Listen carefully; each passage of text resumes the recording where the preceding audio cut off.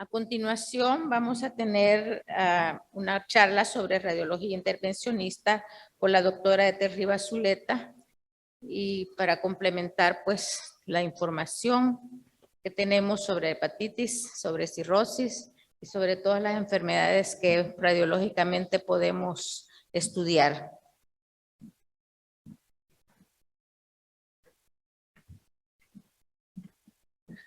Muchas gracias, doctora. Agradeciendo al comité organizador. Yo sé que ayer tuvieron una buena fiesta y que los que están levantados son los valientes.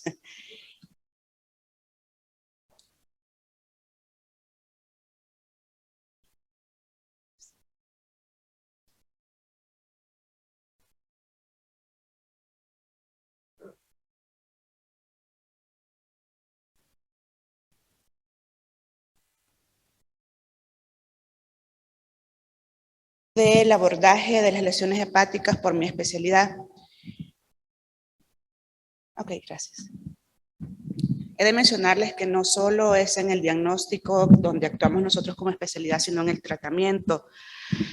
Algo que me mencionaron, yo tengo muy buena relación con los gastroenterólogos, es, van a hablar otra vez de hepatocarcinoma. Sin embargo, me voy a enfocar mucho en las lesiones hepáticas benignas, porque yo sé que pararse acá a dar una charla de hepatocarcinomas a gastro es como pararse a hablar de tratamiento con los oncólogos. ¿Qué les voy a dar más yo? Sin embargo, esto es lo que ustedes se enfrentan cada día, la lesión focal hepática. ¿Por qué? Porque a ustedes recurren muchos pacientes con dolor abdominal, con pérdida de peso, con alteración de las pruebas de función hepática, con visceromegalia, y usualmente este tipo de pacientes los indican estudios radiológicos. Entonces, es una gran responsabilidad para el gastroenterólogo nuevamente cuando el paciente le retorna con uno de estos diagnósticos, muchas veces, qué abordaje poderles dar a ellos. Estas lesiones son sumamente comunes, no demuestran generalmente hallazgos específicos en los estudios iniciales, generalmente por ultrasonografía. El ultrasonido sin medio de contraste, pues muchas veces es limitado para poder dar un diagnóstico, y he de decirle que muchos estudios revelan que la mayoría de lesiones incidentales descubiertas por ultrasonidos son benignas o son parénquima hepático conservado dentro de un hígado esteatóxico. Pueden ser quistes, hemangiomas, hiperplasia nodular focal o adenomas. Y generalmente estas requieren de un diagnóstico no invasivo, como es una progresión a una tomografía. Entonces, este diagrama me gusta mucho porque generalmente nos explica o nos recuerda qué hacer ante una lesión hepática focal incidentalmente descubierta en un estudio de imágenes. Tenemos que tener en cuenta que es diferente encontrar una lesión incidental en un paciente sin comorbilidades a un paciente que ya tiene comorbilidades o un paciente cirrótico, que son los que generalmente ustedes están a cargo. Entonces, cuando un paciente no tiene comorbilidades, progresamos el estudio, por ejemplo, a una tomografía o una resonancia, y esta generalmente puede dar un diagnóstico de dicha lesión.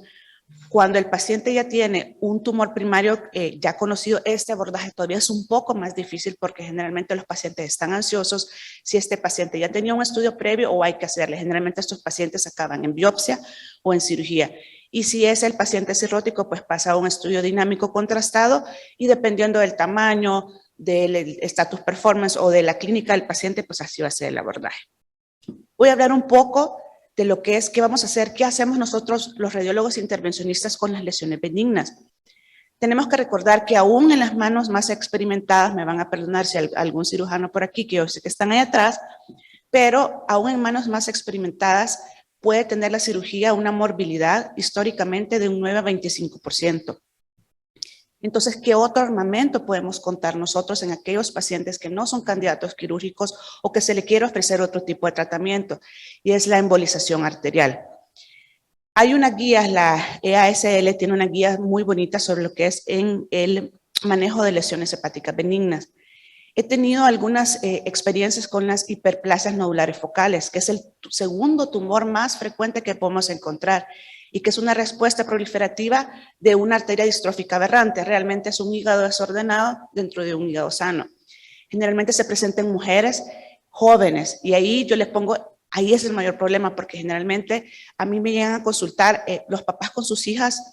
Cuando a usted como padre le dicen su hija tiene un tumor, todo el mundo se alarma. Aunque independientemente tenga las características benignas, hay una alarma dentro de un paciente y es bien difícil poderle decir a un paciente, no te preocupes, ese tumor ahí va a quedar. Siempre preguntan, este tumor se me va a malignizar, este tumor lo tengo que quitar, y usualmente este tipo de tumores son benignos, la hiperplasia nodular focal, y no tiende a crecer. Sin embargo, hay algunos que por su tamaño pueden ser sintomáticos y entonces tenemos que ofrecerle algún tipo de tratamiento.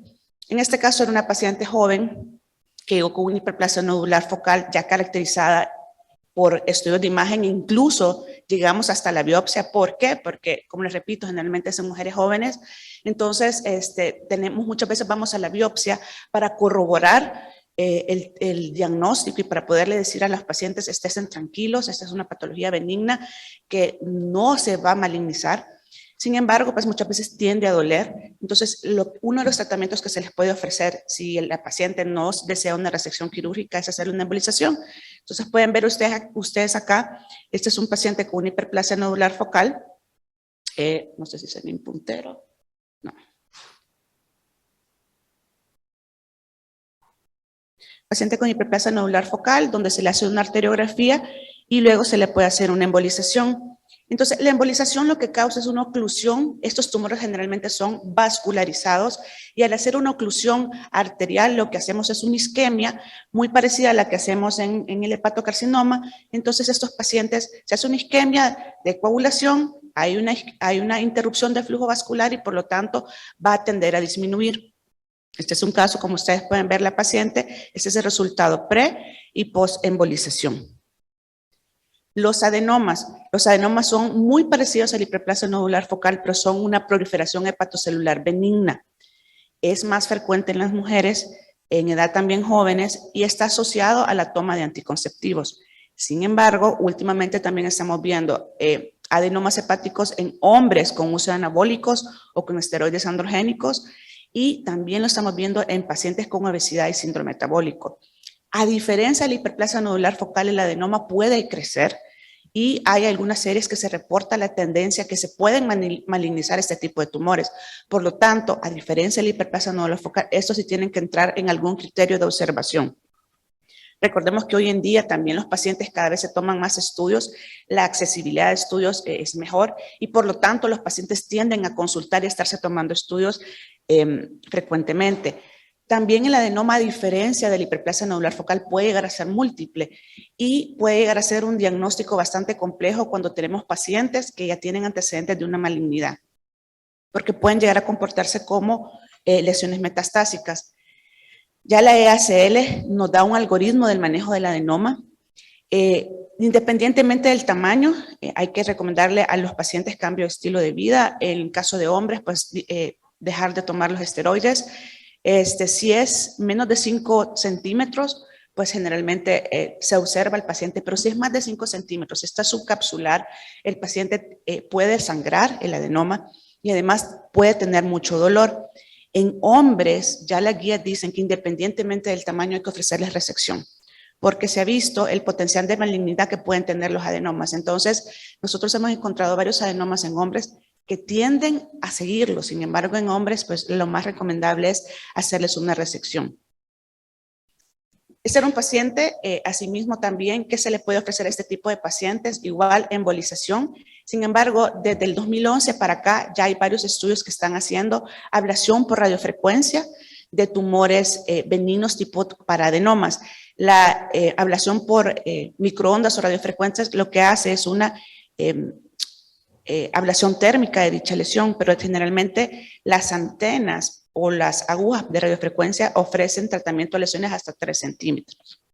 Aquí teníamos el caso de un paciente con un adenoma en una localización difícil, segmentos 7 y 8 quirúrgicamente, en manos expertas, pues y aún así son segmentos que son subdiafragmáticos, hay que luxar el hígado, etcétera. Sin embargo, pues también a este tipo de pacientes se les ofrece una embolización, que es una oclusión arterial, ustedes pueden ver aquí, una lesión hipervascular. Esto nos sirve mucho, las lesiones hipervasculares son las perfectas para que nosotros les podamos hacer un tipo de tratamiento.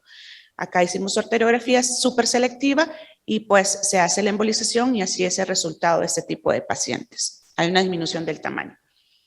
Los hemangiomas, también los hemangiomas son bastante frecuentes y realmente estas no quieren tampoco ningún tipo de tratamiento de seguimiento. Sin embargo, ¿cuándo es que nosotros tenemos que intervenir? Cuando son de gran tamaño y son sintomáticos.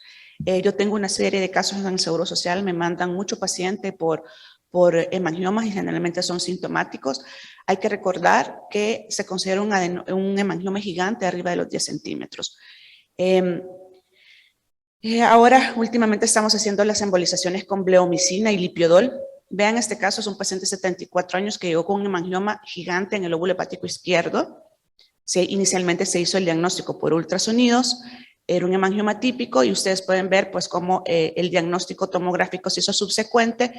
Muchas veces diferenciaron un hemangioma hepático gigante con necrosis central de un fibrolamelar, muchas veces requiere un diagnóstico histológico. Entonces este paciente lo llevamos a hacerle biopsias.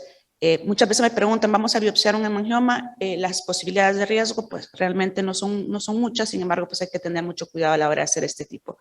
Ese es un paciente que lo embolizamos con partículas y con una mezcla de histocrilipiodol.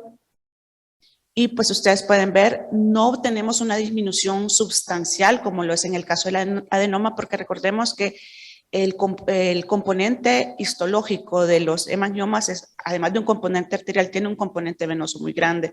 Entonces, la disminución muchas veces no es tan significativa como la de otras lesiones benignas.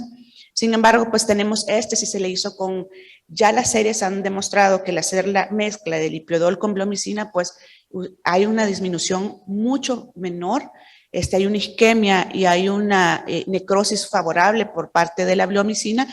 Este es un paciente que lo hicimos en el 2013.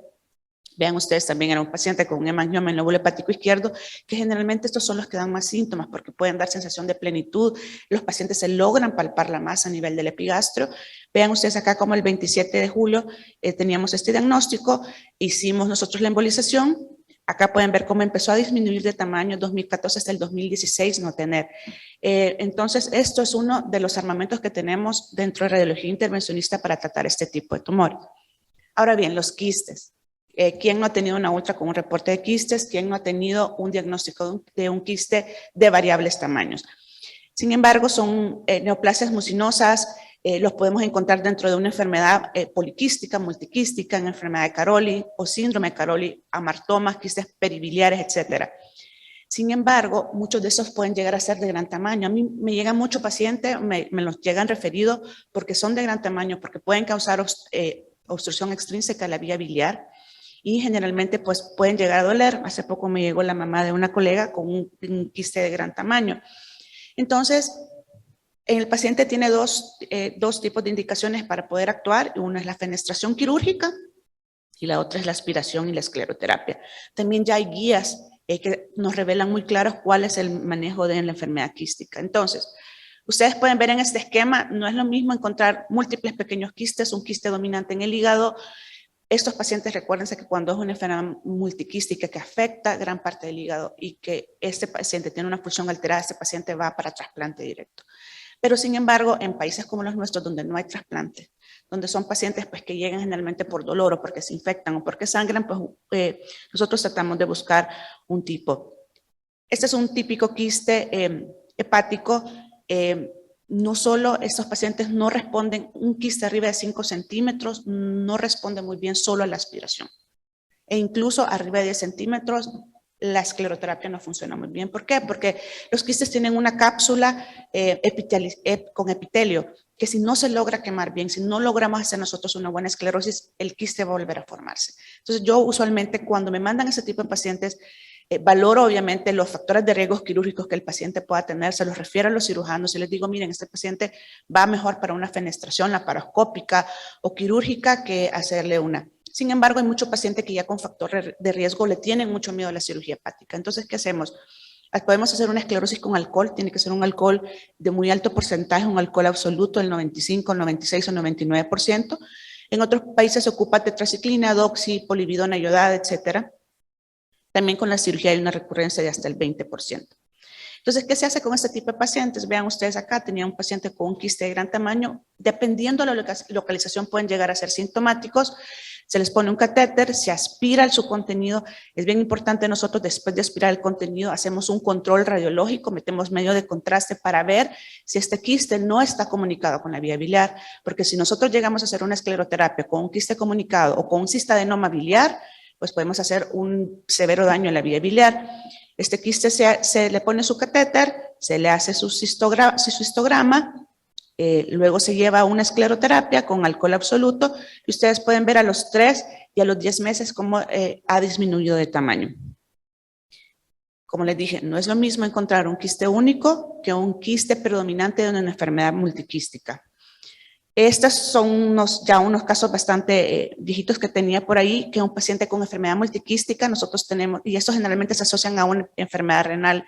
Entonces es un paciente que llegó con dolor en epigástrico, se le hace el drenaje de su quiste, el predominante, como dicen las guías, se le hace su quistografía o su sinografía y pueden llegar a tener hasta 7 sesiones de escleroterapia para lograr mejorar a este paciente. Eso también es bien importante, esos pacientes quedan con catéter y se les están haciendo controles para valorar una respuesta de este tipo de pacientes.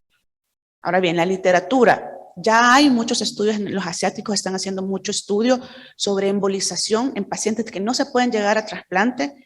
Se les hace embolización del segmento hepático que está más comprometido con quistes y han logrado una buena respuesta en este tipo de pacientes. Entonces, eso me queda de tarea a mí y los nefrólogos, pues tratar de abarcar este tipo de pacientes. Vean ustedes cómo ellos pueden, lo que hacen realmente al embolizar el segmento que está afectado es en hipertrofia de un segmento sano y por lo tanto, pues aquí vean ustedes, se hizo hipertrofia de este segmento, se hizo atrofia del segmento más afectado y los pacientes mejoran, sobre todo sintomáticamente. Abscesos. Esta es una de mis interconsultas que me llaman mucho de los pacientes hospitalizados y generalmente pues, son o gastro o medicina interna, porque generalmente son pacientes que llegan con procesos febriles y dolores abdominales. Las indicaciones del drenaje de abscesos es tratamiento de abscesos múltiples o multiloculados, que tengan una comunicación entérica mayor de 3 centímetros. Esto es bien importante porque para que haya un drenaje satisfactorio hay que meter un catéter y la cavidad tiene que tener al menos 3 centímetros para poderlo hacer, pero también podemos hacer aspiraciones diagnósticas en el caso que un paciente haya una falla terapéutica o que el paciente se quiera comprobar una resistencia de antibióticos. Aquí tengo un par de casos, estas son de mis colecciones del Seguro Social. Pueden ver ustedes, este es un paciente postquirúrgico, pues es una colecistectomía. Este paciente tenía una colección subdiafragmática y una colección en el lóbulo hepático izquierdo. Entonces, este video me gusta mucho porque realmente estos son nuestros pacientes, no requieren una anestesia general, la mayoría de pacientes, sino que requieren o una pseudoanalgesia o una anestesia local. No sé en ustedes en sus instituciones, pero yo casi nunca tengo anestesiólogo, me toca pelearme como ustedes con las endoscopías, que casi nunca tenemos un apoyo por el departamento de anestesiología, entonces realmente lo hacemos dependiendo de la ubicación del paciente, lo hacemos con anestesia local, guiado por ultrasonidos, pues metemos un catéter, y ese catéter pues nos sirve de ruta de drenaje. Realmente este video es en vivo, entonces vean ustedes, realmente no toma mucho tiempo para hacer este tipo de procedimientos. Entonces, esto es el resultado de este paciente que se estaba mostrando, pues es un paciente donde se aspira sus colecciones y el paciente obviamente la morbilidad, la estancia hospitalaria disminuye. Este era otro paciente, por cierto, este era un médico en año social, pues llevaba con colecciones muy grandes, multiloculadas, segmentos de afectación grande. Este paciente lo pasamos por tomografía por alguna de sus localizaciones, le pusimos un total de 3 catéteres. Vean ustedes ahí, lo dimos vuelta y ese fue el resultado. El paciente pues evoluciona favorablemente. Ojo con este tipo de pacientes porque estos ya no son indicación, estos son pacientes con indicación médica, múltiples pequeños abscesos. Si no confluyen, pues ese paciente va para una indicación médica de tratamiento con antibióticos. Yo tengo un paciente que luego del tratamiento médico, pues los pacientes mejoran. Siempre tenemos que tener un seguimiento a este tipo de pacientes para ver qué abordaje les vamos a dar. Las biopsias también es otra de las cosas que nosotros hacemos en lesiones hepáticas tanto benignas como malignas, generalmente dirigidas por ultrasonidos. Hasta aquí de benignas, ya no los quiero aburrir mucho con el hepatocarcinoma, porque solo a los hepatólogos y a mí nos encanta el hepatocarcinoma. Entonces, sin embargo, quiero recordarles que en el 2022 hubo una actualización de las guías de Barcelona para el manejo de hepatocarcinoma, ¿Qué nuevo han incluido? Han incluido algunos medicamentos, han incluido la tezepelumab dentro del manejo, ya no solo es el sorafenib convencional que nosotros conocíamos. Y ahora, ¿qué hace una radióloga intervencionista hablando de hepatocarcinoma? Somos parte del algoritmo de manejo. Y para no aburrirlos, pues generalmente, ¿en qué pacientes nosotros vamos a intervenir? En los pacientes con hepatocarcinoma, en los países que no tenemos trasplante, porque eso sí yo quiero ser bien clara, en los países que no tenemos trasplante, entonces nosotros intervenimos en el hepatocelular inicial, local, menor de 3 centímetros, generalmente en Barcelona A, y en el B en una quimioembolización. Entonces, ¿cómo intervenimos nosotros? Nosotros intervenimos en el caso de terapias ablativas. Antes se hacían con alcohol, creo que la doctora, de hecho la doctora cuando vine fue una de las primeras personas que confió en mí y que me empezó a pasar sus casos. Entonces realmente antes las ablaciones o los tratamientos térmicos que se le daban a estos pacientes eran con alcohol. El alcohol sigue siendo parte del armamento de estos pacientes, sobre todo los que no tienen muchos recursos. Y bueno, ahora en el país, porque también son casos locales, contamos con ablación por microondas y con radiofrecuencia. Entonces aquí tengo un caso de una paciente femenina de 73 años con muy buen estatus performance. La edad no importa en el hepatocarcinoma. Nosotros aquí tenemos mucha mujer cirrótica, diabética, lastimosamente cuando venimos a diagnosticarle, pues la paciente ya tiene lesiones hepáticas. Tenemos una paciente de 73 años con una pequeña lesión en el segmento 6. La paciente era una paciente que todavía trabajaba, era una paciente con muy buen estado general. Vean ustedes esta lesión hipervascular en el segmento 6. Pusimos una aguja de radiofrecuencia de 5 puntas. Esta es el área térmica y este es el resultado de este tipo de pacientes. Tenemos otro paciente con una lesión en el segmento 4, donde también pusimos estos son casos del Seguro Social, pusimos también una aguja de 5 puntas y pues estos son los resultados de la isquemia o de la lesión térmica. Quimioembolización en pacientes, un Barcelona B, por ejemplo. Este es un paciente que me llegó también con un hepatocarcinoma de 5 por 4 centímetros a nivel también del segmento 6. Vean ustedes una lesión hipervascular que se lava o se mantiene en la fase venosa. Esta es una resonancia que nos explica la difusión, es como la celularidad que hay en un tejido. Hicimos la embolización. Vean ustedes con lipiodol y doxorubicina, cómo se deposita, cómo se hace el tatuaje. Y les voy a enseñar cómo quedó esta lesión. Esto fue el control del paciente. Este era el previo y esto es el control. Es una área de necrosis totalmente en este tipo de pacientes. Estos pacientes mejoran mucho su sobrevida. Lo hemos seguido en control y el paciente no ha progresado. Puntos para llevar a casa, para que vean que no solo hacemos hepatocarcinomas y biopsias. En las lesiones benignas hay múltiples indicaciones y abordajes que podemos realizar. Es bien importante, la mayoría ya tienen guías muy claras para este tipo de tratamientos y obviamente el maligno es multidisciplinario. Y los dejo nada más con, estos son parte de mis generaciones formadas aquí en El Salvador. Quisiera que todos fueran intervencionistas, pero no, pero es la Escuela de Radiología del Salvador y la verdad que la mejor manera de trascender es educando a las personas. Les agradezco mucho por su atención. Muchas gracias.